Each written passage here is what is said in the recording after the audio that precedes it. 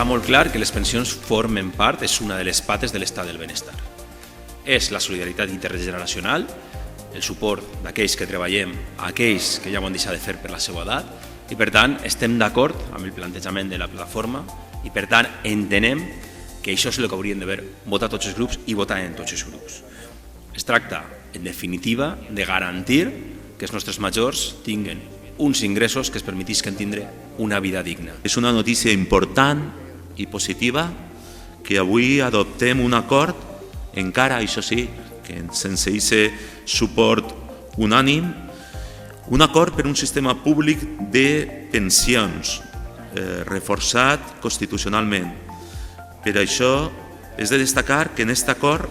per defensar el dret a rebre les pensions, allò que les persones majors han contribuït, i crec que donem un missatge ferm i de futur a les generacions també actuals i venideres, que aquest dret d'alguna manera té que estar més garantit i consolidat en la Constitució espanyola.